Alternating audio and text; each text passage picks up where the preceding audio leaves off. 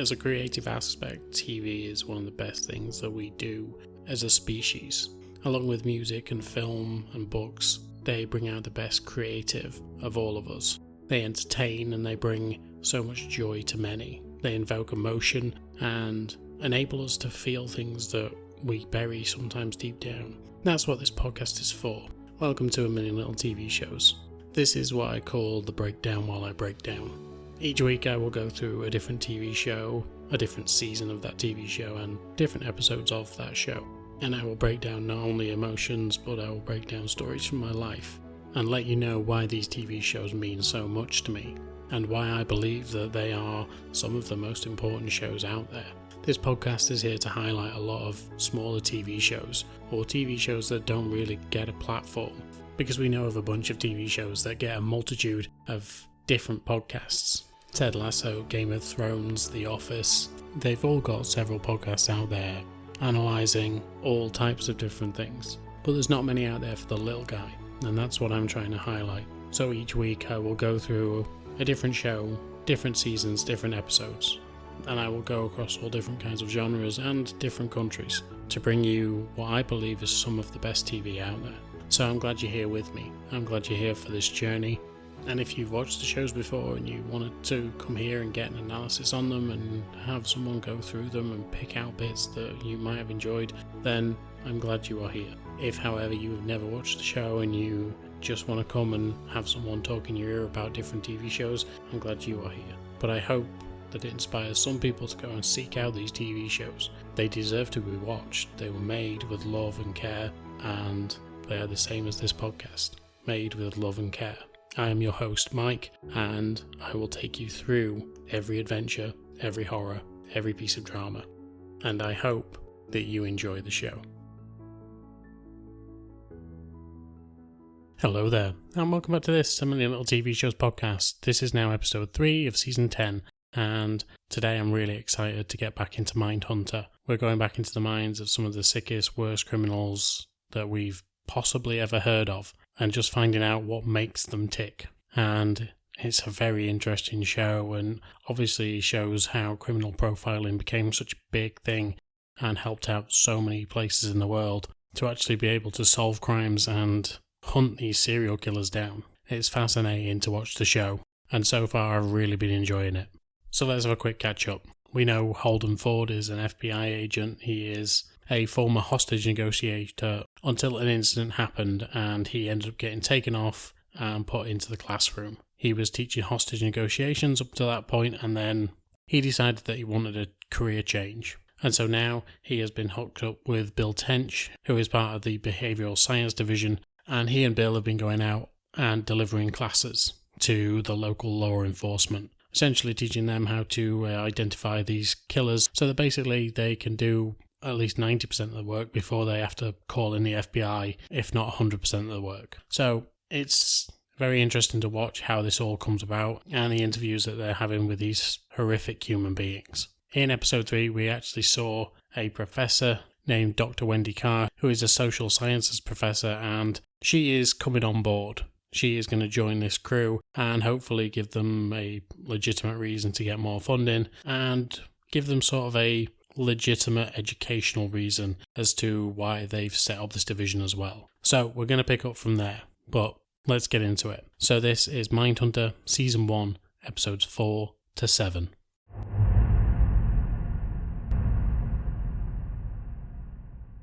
Episode 4. And so we get this ADT guy again. Dennis is wandering around a home and it seems like he's kind of stalking someone. However, when he heads into the kitchen, he meets with a woman and seems like he's just doing an install. He basically tells her the price of how much it's going to cost to do a full security system, and she just asks if they could potentially just have like the ADT sign just outside, just so people know that they've got it but they don't actually need it. Dennis tells them that that's not really feasible. It's not the kind of thing that they do. But you can see that he's got kind of a twinkle in his eye thinking about it. So we know at some point Dennis is going to be more relevant. And of course his job in home security gives him an all-access pass to the most vulnerable in society. Just people in their homes thinking that they're safe. And especially with a man who offers them safety. they just would imagine that nothing will happen to them.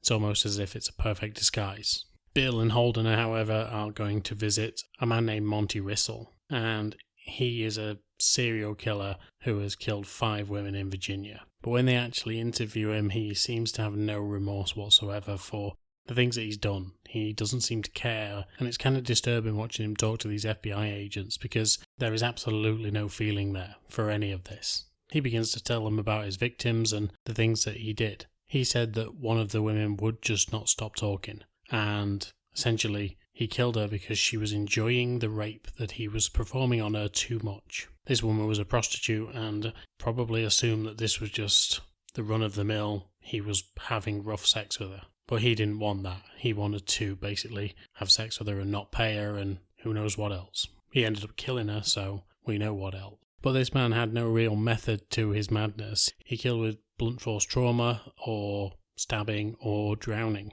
So not your atypical kind of serial killer.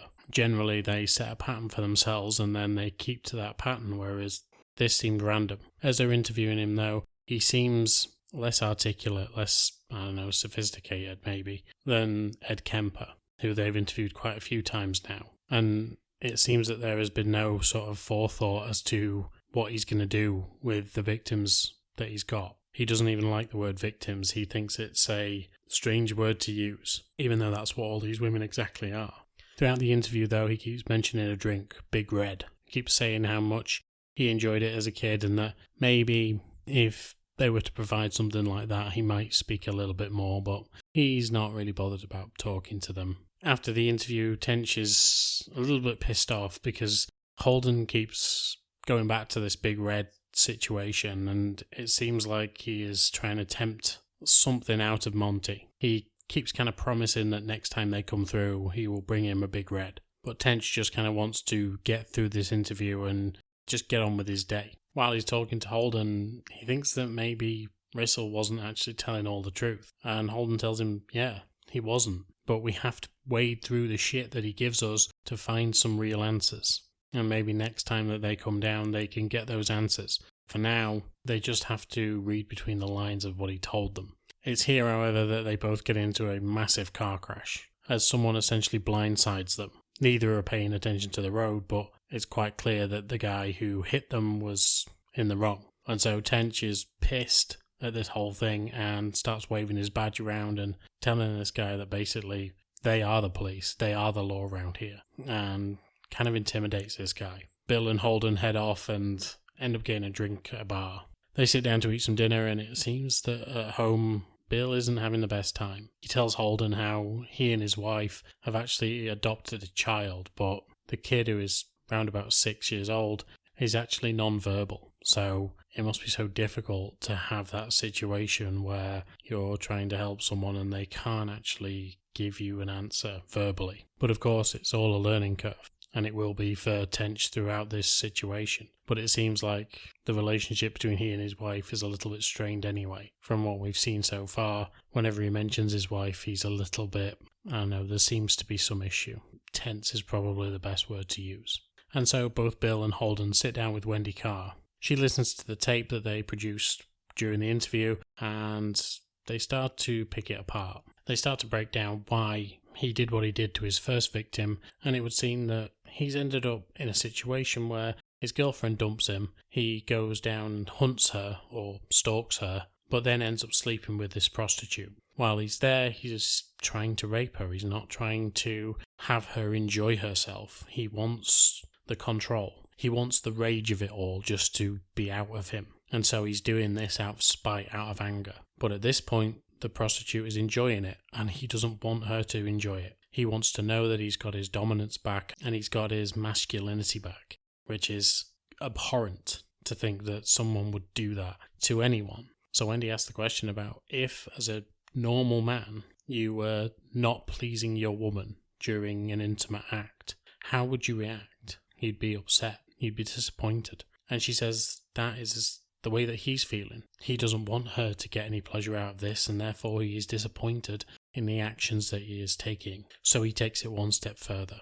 Now, as actual men, I'd hope out there, they would actually take that as a challenge and try and talk to their partner and try and make them enjoy the thing that they were doing, or at least find new ways to engage with that partner so that they can both enjoy that act. Instead of just being an aggressive dick, be a proper fucking human being and speak to your woman. That would make more sense. Or speak to your partner or partners, for God's sake. I mean, if you've got two and you're disappointing them both, fuck me, that's really bad. But all I'm saying is, maybe just talk to each other. I think a lot of issues in the world right now would be changed if we actually talk to each other.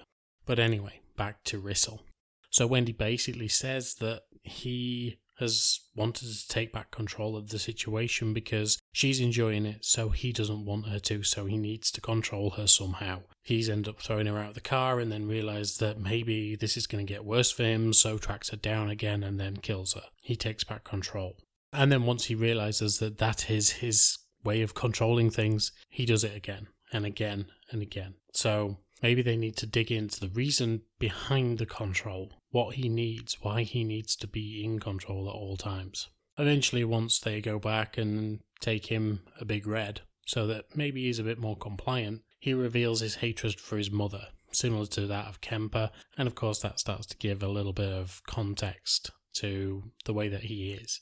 And of course now that's a secondary link to another serial killer. Maybe the problem is sometimes the women in their life aren't what they wanted. Does that excuse them going around killing people? Fuck no. But again, it's that control situation. We saw it in the last episode where the young lad killed the girl and it was all because his mother was controlling. So he was killing women of the same age. While they're in town, Holden and Bill actually end up speaking to a local police officer.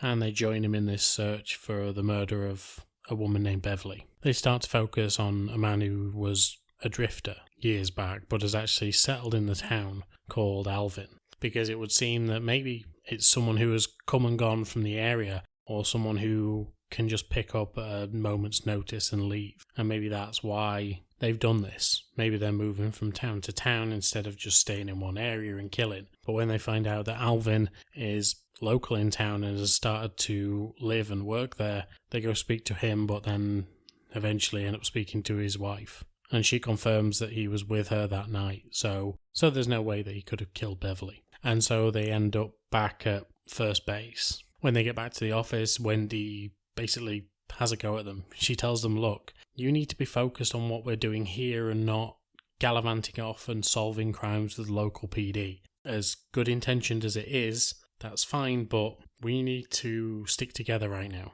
and start to work on these profiles of these people. Now that Holden is dating Debbie, the woman we saw in the first episode who was the socials major who basically changed his outlook on the way the FBI was running, he's been talking about Wendy Carr and how incredible it is to have someone that well educated on his team. But Debbie thinks that maybe it's time that they met, because Holden has been talking a little bit too much about her. And obviously when Wendy turns up and she is incredibly beautiful, Debbie can kind of see maybe Holden has a little crush as well. But thankfully, now that Wendy is involved, things have started to take a little turn for the whole team, because they end up talking to their boss, and their boss informs them that this division that they have together, as much as he wanted to keep it under wraps for now until maybe more information came through, they've actually ended up gaining a grant of around 400 grand. So it seems that word has got back to the headquarters and they've managed to get research funds. But since people actually know about this place now, they're going to start to expect results. So he can't have them hiding in the shadows anymore.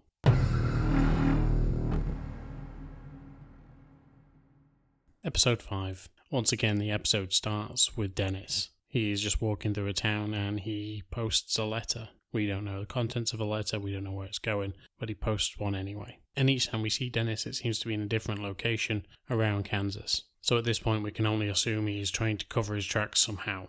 Bill and Holden, however, are still investigating this murder of Beverly. Even after what has been said by Wendy, they're still pursuing this. They've told the local police that they will help them out, and now they've been dragged into it. Essentially, because of the mutilated body that has been found as well of Beverly, they feel it is their duty to actually step up on this one. It is more than a local PD could probably handle at this point. They won't have seen anything this kind of gruesome in their town, and since it's such a small town, then they would generally just be dealing with drunk driving or just general robbery or whatever it is. Small town stuff. But they head over and meet with Benji. Benji was Beverly's boyfriend, and obviously we know that in general, when it comes to a murder, the first person you look at is the spouse, or someone in her life who is a lover. They go speak to Benji and instantly he breaks down. He tells them that they were engaged and that they were in love, and that he bought the house that he was in just for her so that they could be together properly, instead of just being under his mother's roof. However, after the interview, Holden isn't convinced by the statement that has been given by Benji, mainly because he feels that being in front of someone in that situation, a man wouldn't break down crying as quickly as what Benji did. It seems like Benji is a very emotional person, and that maybe speaking to his mother might help that situation, the understanding at least as to why Benji is the way he is. They go over and speak to her and try and gain a bit of background on who Benji is, and turns out that when he was 10, his father left. His sister Rose was the one that stepped up after his father left, and, well, their father left, and ended up being the one who helped her mother out and looked after her brother, even though he's a little bit older, and just generally was a matriarch in the family, even though the mother was still there. And so maybe, growing up around two women was the reason that he is so sensitive. But at this point, Holden and Bill both think that he's putting on a performance. It's only the local cops who know him who don't think he is. However, the mother does talk about her son-in-law, Frank Janderman. It seems that Frank has a criminal past, but has straightened out recently. When they start speaking to Frank, he suggests that maybe Beverly wasn't the saint everyone else thinks that she was. Maybe she was a little bit loose, maybe she'd been around town. And it is that small town mentality that maybe this woman should be slut-shamed. Like, I don't believe in that. If you want to go out there and do what you want to do, fucking do it. As long as you're not hurting children or animals and you are staying safe and within the law. I could not give a fuck who you sleep with. Just go do it. Enjoy it. Have fun. But it seems in this case that they don't agree with that. So they start to try and dig up dirt on who actually Beverly was. Not anything malicious to try and discredit that she deserved to die, but maybe find out why Benji is so obsessed with this woman. Frank also gives a bit of context to who Benji is. Benji does admit that during his interview he was sleeping with Beverly, but when Frank is asked about whether he was satisfying her, Frank kind of says, well, you've seen him, you've met him, he's kind of a wet blanket. So it's going back to what they were saying in the last episode when they spoke to Wendy about this. If she's getting satisfied, then why would she be looking around? If she's getting satisfied and he knows that she's getting satisfied, then there'd be no reason to do anything to her. However, now we believe that maybe she was sleeping with him, but she wasn't satisfied. So maybe she was finding that satisfaction elsewhere. People are suggesting that maybe Frank was doing something with her as well. He's recently just got a new baby, so potentially he was sleeping with her. When they end up speaking to Benji again, he confirms that they did tend to flirt a little bit in front of him. However, this prompts a question from Holden when he actually speaks to Debbie. He asks Debbie about how many people that she had been with in her first year of college because he thinks it's his business. Now, again, I'm all open for discussions with a partner as to how many people they've been with or whatever it is, but not if they're not open to that conversation. If they want to shy away from it, you don't just keep saying numbers. And so we start to see that maybe Holden has a little bit of this toxic masculinity about him as well. When they end up speaking to Benji again, they tell him about what Frank has been saying, that he and Beverly weren't actually serious and that there was no engagement and that maybe she was playing the field around town. Benji denies all this and tells them that he was with her and that it's such a tragedy that his love has gone.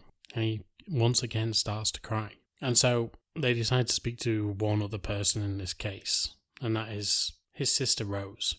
Once they start speaking to her, they realise that she is trying to protect her brother as much as possible, but they can see that she is badly bruised. They fear that maybe she has been getting beaten up, and they tell her, look, if you lie to the FBI and they find out about it, you're going to be in trouble. But not only that, you're going to lose your baby. And so once they get back to the station, they find Rose waiting for them. They go speak to her, and she confesses everything that happened that night. She says that Frank wasn't at home the night that Beverly disappeared. However, when she actually heard from Frank, he was with Benji. And when she turned up at Benji's house, she found Beverly dead in the tub. Frank had said that Benji had done something bad, and because Rose had always been the one to protect her brother, she decided to help them out. So while they got rid of the body, she went about cleaning the whole mess up that they'd made in that bathroom, including cleaning the knife, cleaning the tiles, and generally getting rid of any kind of evidence. This program is set, I think, in around about the 70s, and so we know that there's no DNA, or at least there's DNA there, but we know that there's no processing of the DNA. So it's going to be very difficult to actually pin the murder on anyone. But when they ask Rose who was the one who killed Beverly, she isn't sure whether it was Frank or Benji.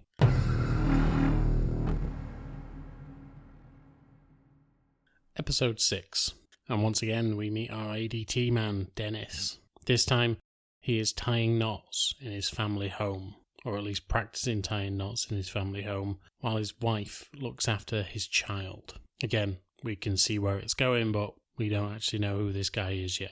And then we see Wendy. She has been contacted by the boss of Holden and Bill, and she is talking to him about the prospects of this becoming a full-time job.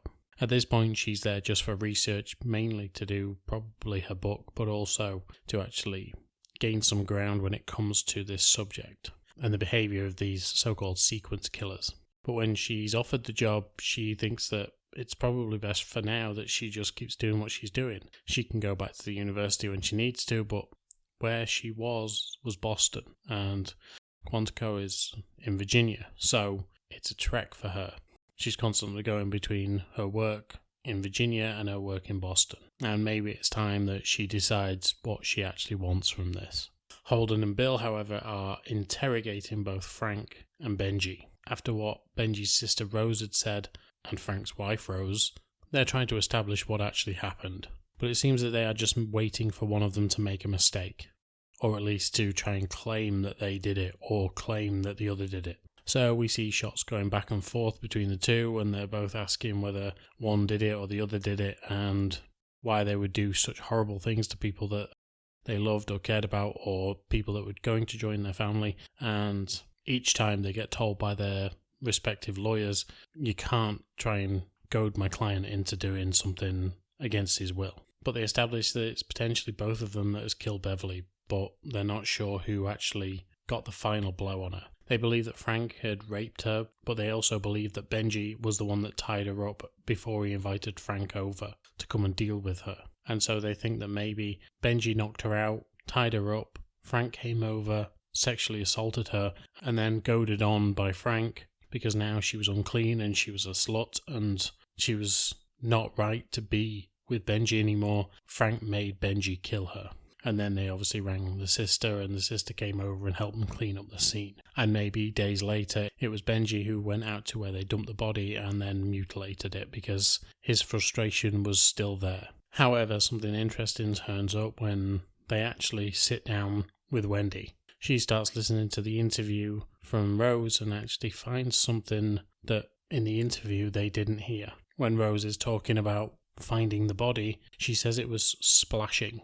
Not that there were splashes on the wall, but splashing, as in actually doing it there and then. And Wendy believes that maybe they did all these horrible things to her, but the poor girl was still alive when Rose got there. And so Rose was the one who helped them finish her off. Who struck the final strike, we'll never know. And so the team begin to believe that maybe all three of them should either go in prison for life or potentially get the chair. Because at that point in time, in Virginia, the electric chair was still an option. However, they have to go and convince the DA to actually prosecute on this. And so when they turn up in town, instead of Bill being there because he had a meeting, it ends up being Wendy who goes with Holden. She tries to explain the situation and does the job as best she possibly can, but it's during this interview that they start to realise that this is going to be more difficult than they imagined, because trying to explain the minds of these people isn't going to be easy, and then trying to explain it to a jury is going to be even less easy. But they state their case, and the DA seems to understand, and he knows that they have to go to trial on what has been said. And so both Wendy and Holden head back towards Virginia. That night, Holden ends up going over to Bill's place. Bill has invited him for dinner, or at least Bill's wife has, and he has took Debbie with him. They sit down to eat, but while they're eating, there is tension between both couples. You can see that the way Debbie teases Holden, it's a little bit bitter towards him. She basically says that he never shuts up when it comes to a case. However, there is also tension between Bill and his wife, but she tells them, yeah, it's not such a bad thing to actually talk about things. And it seems whatever is happening between them isn't working itself out by just being silent. Both couples seem to need to actually talk to each other, instead of, in Holden's case, talking at his girlfriend about the cases that he's running, which he shouldn't be doing anyway. But for Bill, it seems he needs to start opening up to his wife. Even if he can't talk about the cases, he needs to start talking about something. And trust me, having someone there to actually talk to is an absolute godsend, because it helps quiet your mind. It really does. If it's the right person, and you'll know if it's the right person, it really does make you feel like you are facing the world together. Wendy, however, ends up going back home. Something that Holden says to her in the car on the way back is that isn't she getting tired with all these travel days that she's been having? And once she gets back home, she actually speaks to her partner. And it turns out that Wendy is actually gay. And so this partner is obviously a woman. And she speaks to her and tells her everything about what's been going on and how she is feeling about this project. She knows that she needs to be in Virginia to actually do this with Quantico, but she asks her girlfriend what to do. Her girlfriend says that she should be in Boston. She should be concentrating on what she actually needs to do in Boston. But Wendy knows that there is something in this. What they are doing is going to change the way that people look at what the FBI does, and worldwide probably. So she knows she has to pursue this, and therefore decides that she is going to go and live in Virginia. When Holden and Bill go and speak to the DA again because of an issue that they've found out, it turns out that the DA has actually changed the way that he's going to prosecute. He heard what Wendy and Holden had to say before and knows that it was going to be too hard to explain to anyone. The only way you can really get justice, or at least a decent amount of justice for this, is to have Benji put to death for the actual crime, and then have Rose locked up, as well as having Frank go off to a mental institution. The DA says that Frank is going to be there between 5 and 20 years, but both Holden and Bill don't feel this is enough. They know that all three of them are going to get punished, but eventually one day Rose will be out, and potentially in 5 years' time, Frank will be out. And yes, Benji is going to be put to death, but who knows what could happen on appeal. And especially with an array of doubt out there, maybe he gets off, or maybe he just gets time in prison. So yes, there was justice served, but there wasn't the justice that both Bill and Holden had thought there would be.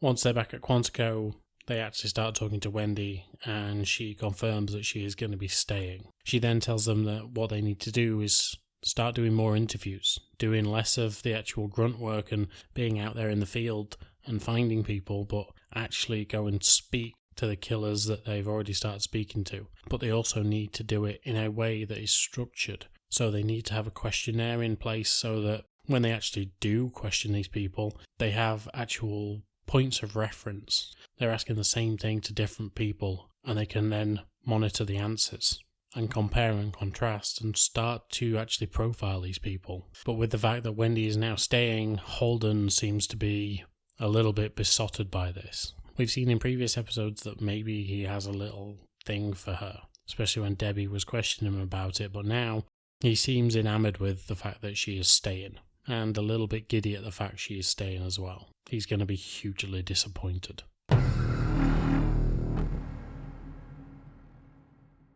Episode 7. Once again, we see Dennis. This time he seems to be laying out what could only be described as a kill kit, or a uniform for him to be killing in. There's rubber gloves in the pockets, and it seems to be like a Mac of some sort. But all we know is that potentially his next victim is just around the corner.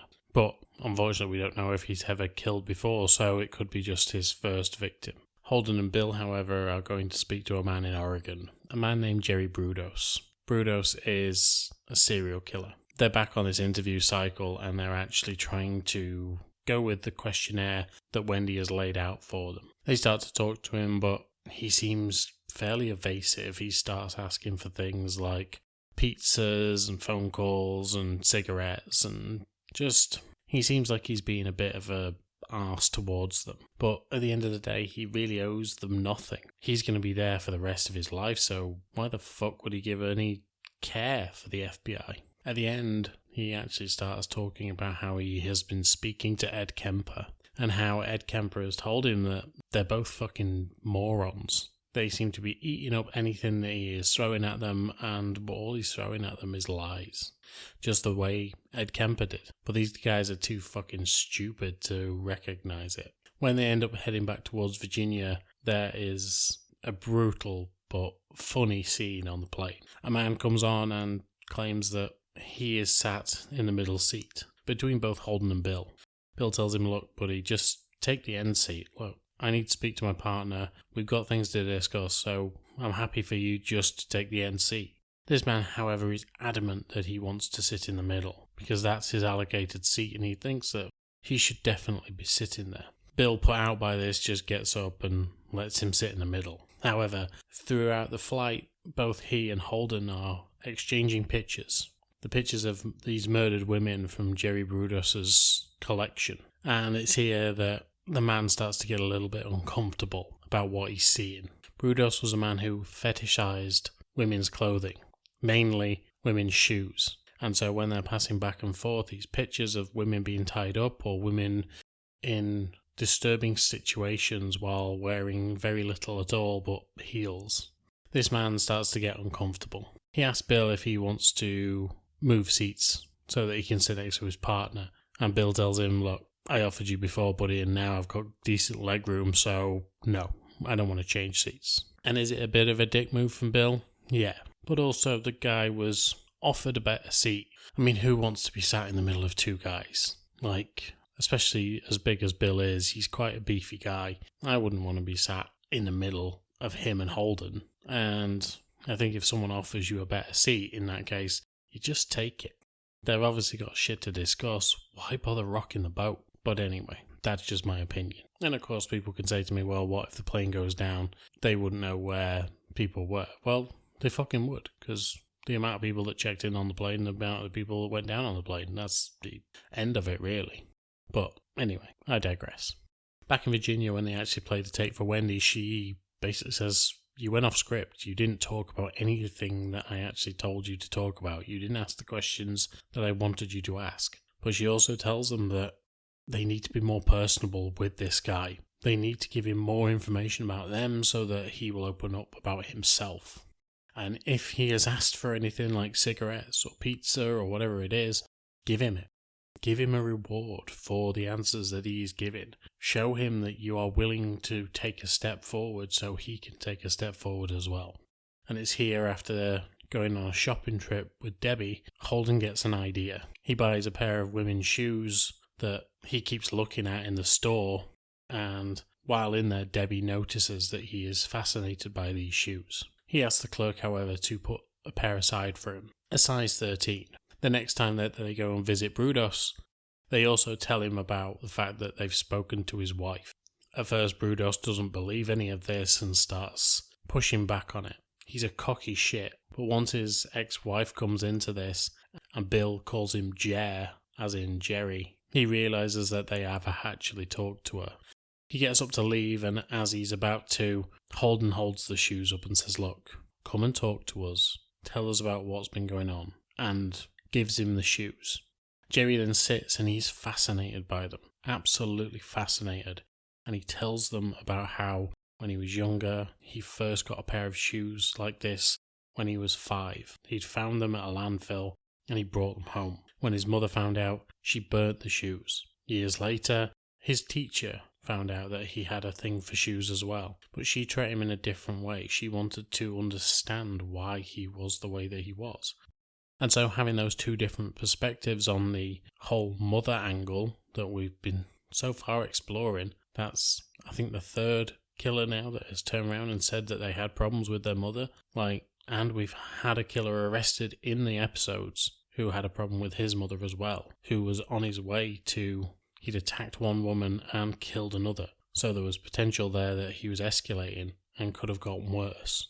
So they're starting to recognise this pattern of the mother or the matriarch of the family being a problem.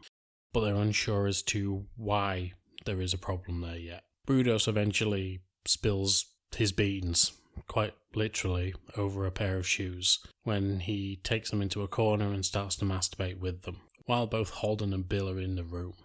Eventually, knowing that they've got everything that they need, Bill and Holden leave. They go back to Virginia and they start to speak to Wendy about this. She starts to pick apart their methods because essentially what they were doing is goading Jerry. But in the end, it seems to have worked, so they've got more and more information about a serial killer than they ever would have done in any other technique. So although it's not the technique she wanted them to use, it has worked. But right now, she just can't see that. It seems that she is having a bit of a hard time with the move to Virginia, and maybe she just needs some time to settle it. Bill that night ends up going out with his wife, and they talk about what's been going on with their son. Their son is having problems at home, but also having real problems at school. Bill just feels like he's a bit of a failure, and when they get home, they actually find the babysitter is traumatized. She tells them that their son has found a photo. She shows them the photo that it was, and it was from the first case we heard about on this show. The one where the mother and the son died together after being brutally sexually assaulted. Bill realizes that the kid must have got into his office and that he needs a new lock on that place, and the kid shouldn't really be snooping around in there, but he's a kid and what are they going to do? His wife tells him that this kid idolizes him. He walks around in his ties, he tries to dress up as him, and he is trying to show his affection towards Bill, but Bill is just not interested. But Bill says, I'm trying my hardest, I really am, but I just don't get it. Bill uses the words, he's not fun. Eventually Bill breaks down and says, look, I'm no good at this. I'm really not. I'm trying with the kid and I just can't get through and I don't know what to do anymore. I've got all this on my plate and you just don't understand. She has a go at him for bringing these photos home and he says, look, this isn't the worst of it. And he takes her through to his study and he starts throwing these photos at her and telling her the stories of these horrendous crimes that have been committed against these poor women. And she realises how tough it's been for him. You can see that, yes, they're having problems, but there's still a lot of love there. And she manages just to take him in her arms and try and comfort him. Right now he's really struggling and she's recognising how tired he actually is. Bill ends up talking to Wendy and they seem to clear the air. It seems like everything has just been getting on top of them lately and that just because Bill didn't go down the route she wanted him to, she knows it's not as easy as just saying, just do this. That they're going to have to use tactics that maybe are a little off at times, but nothing illegal. Bill tells her that he wishes he was a little bit more like Holden and that he could just blot all this out. It wouldn't affect his home life. He could just come, do his job, do the things that he needs to do and go home. But it doesn't. It affects him. And it seems to affect her too. But as much as he thinks it doesn't affect Holden, when he gets home that night, Debbie comes on to him. She has finished her course. She is ready to end the year and she is happy. She wants to have dinner with her boyfriend and then have sex. She has a surprise for him and she heads out of the room before coming back in a black lacy number. But also, she's wearing the shoes that Holden picked out in the store. And this really starts to distract Holden. As she's kissing on him and grabbing on him, he can only focus on one thing, and that's the shoes and what they represent. And so even though Bill and Wendy think that it's not affecting him, Holden has to push his girlfriend off and tell her that this isn't working and this isn't her at all. She tells him, yeah, that's the whole point. Because it seems like Holden has been very distracted ever since Wendy has come into town.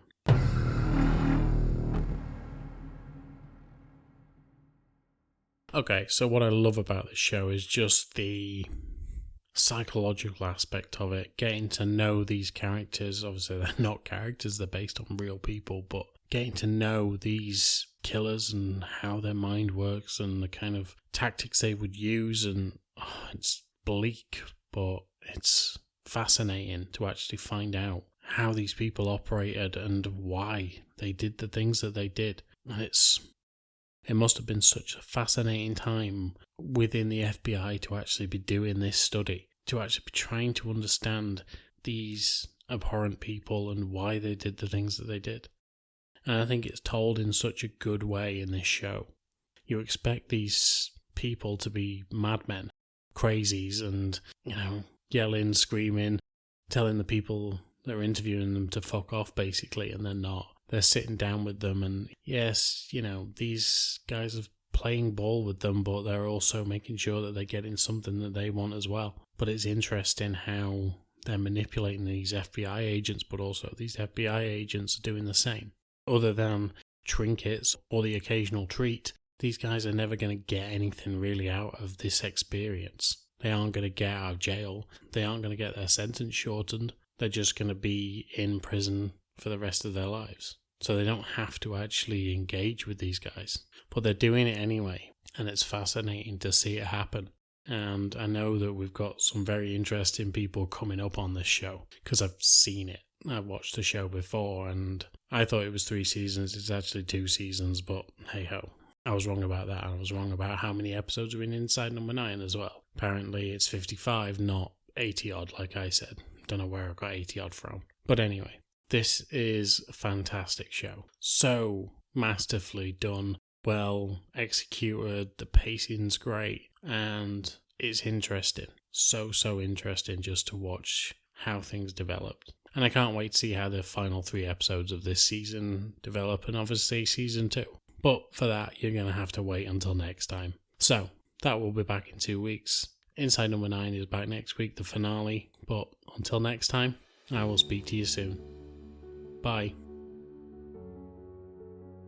As always, thank you for listening to this podcast, and you could really help me and the podcast by giving a like, share, subscribe on all major platforms that you listen to podcasts on. As an independent podcaster, this will just help me exponentially when it comes to actually doing more things with this podcast. I truly do enjoy this, and I absolutely love revisiting these TV shows with you guys. So any engagement from you is always welcome, and I will try and listen to all of you when you give suggestions or just tell me what you think about the podcast. But once again, thank you for listening, and until next time, I will speak to you soon. Bye.